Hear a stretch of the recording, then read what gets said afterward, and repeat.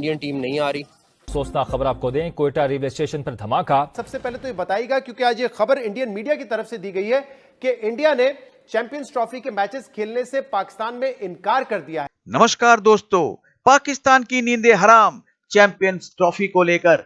उनका सोना, उठना, बैठना, खाना, पीना सारा कुछ सिमट कर रह गए हैं चैंपियंस ट्रॉफी के इर्द गिर्द।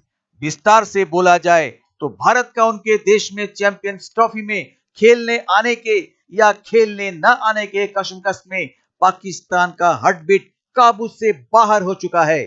इतना प्रेशर मत लो पाकिस्तानी भाई लोग, अपने देश की परिस्थिति को देखो। चारों तरफ धमाके हो रहे हैं, यहाँ तक कि चीनी लोगों को भी मारा जा रहा है जो कि पाकिस्तान के सी पैक के लिए काम कर रहे हैं। आइए सुनते हैं पाकिस्तान मीडिया की बातें इस बारे में और मिलते हैं वीडियो के अंत में।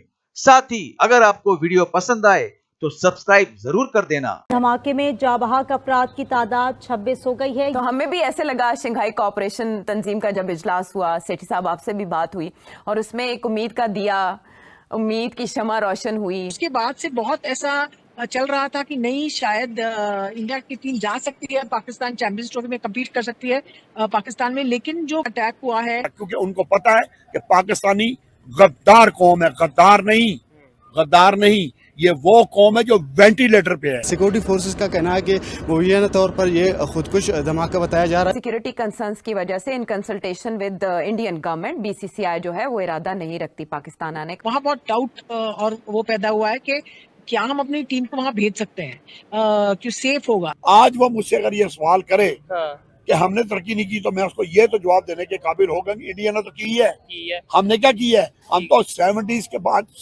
के बाद उधर ही खड़े हुए हैं, इसलिए कि beggar can not be cheap. Quetta, Balochistan का शहर कोयटा, वहां पे जी ब्लास्ट हुआ है और उसमें तकरीबन 46 के करीब लोग जख्मी हैं और 22 लोगों की जानें जो हैं वो अभी तक बताई गई हैं कि जा चुकी हैं।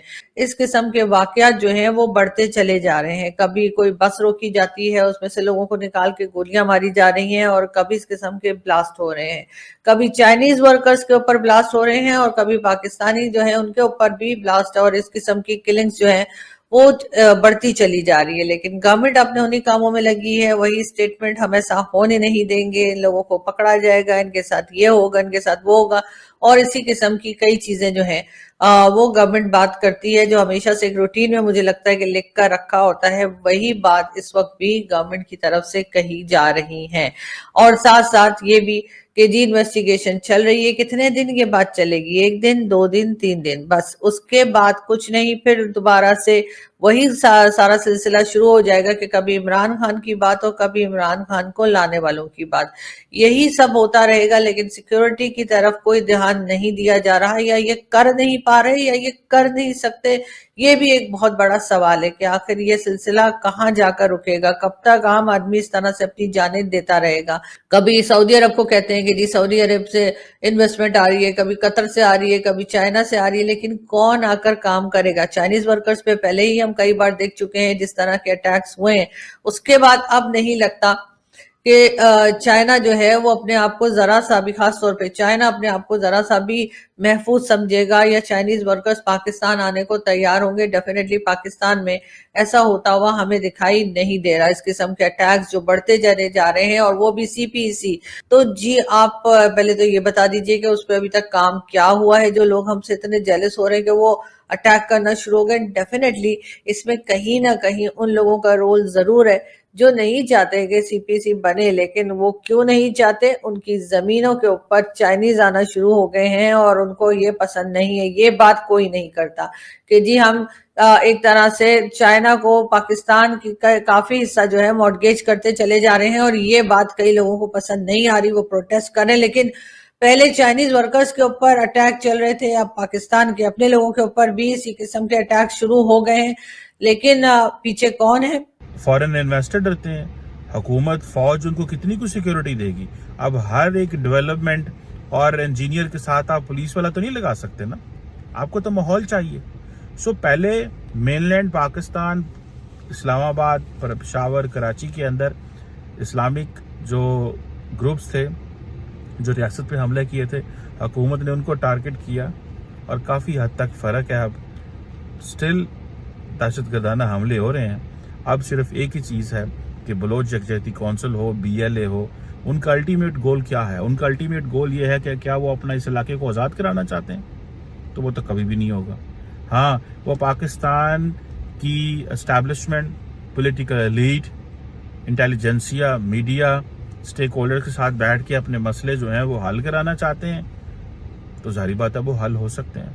लेकिन अगर आप वो BLA ये समझता है कि चंद एक बैरूनी अनासर के हाथों वो खेलते रहेंगे और पाकिस्तान पे हमले करते रहेंगे, कितनी देर करेंगे?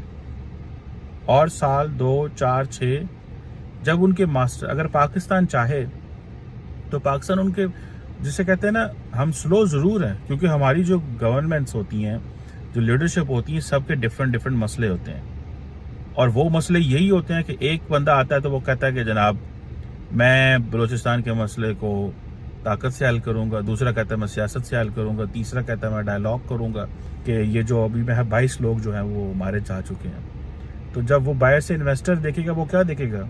चाइनीज़ देखेंगे वो क्या देखेंगे? बाकी देखेंगे तो क्या देखेंगे?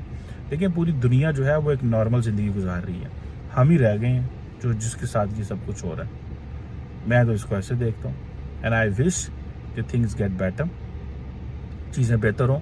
देखें भारत बांग्लादेश कैसे, अफगानिस्तान में बड़ी नॉर्मलाइजेशन है। अच्छा, दहशतगर्द ग्रुप पाकिस्तान में भी हैं लेकिन अफगानिस्तान से भी आते हैं, वहाँ पे कोई कहीं नहीं हमला करता।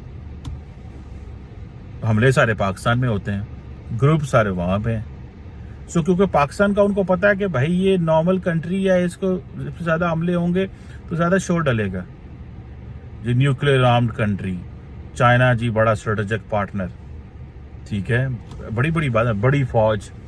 तो जब पाकिस्तान पे हमला होगा तो that will make a lot of, वो जिसे कहते हैं ना, एक और एंगल से देखा जाएगा। तो दोस्तों, हमें तो कुछ कहने की जरूरत ही नहीं है क्योंकि पाकिस्तान का ये निजी मामला है, लेकिन हमें यानी कि हमारी सरकार को मतलब है हमारे खिलाड़ियों की सुरक्षा को लेकर। कल ही इतने बड़े हादसे के बाद कैसे पाकिस्तान आशा कर सकता है कि हमारी टीम पाकिस्तान जाएगी? कल ही एक बम ब्लास्ट में क्वेटा रेलवे स्टेशन पर 30 लोगों की मौत और अनगिनत घायल पाकिस्तान की वर्तमान दयनीय स्थिति को दर्शाता है। क्वेटा इलाका और इसके आसपास का इलाका, कहा जाए तो पेशावर तक पाकिस्तान की सेना की छावनियां फैली हुई हैं। जिस ट्रेन के पास ये घटना घटी, उस ट्रेन में सेना के जवान बहुतायत में आना जाना किया करते हैं।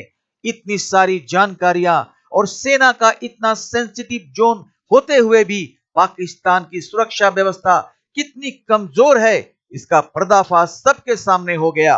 पाकिस्तान के सुरक्षा व्यवस्था पर रत्ती भर भी भरोसा नहीं किया जा सकता।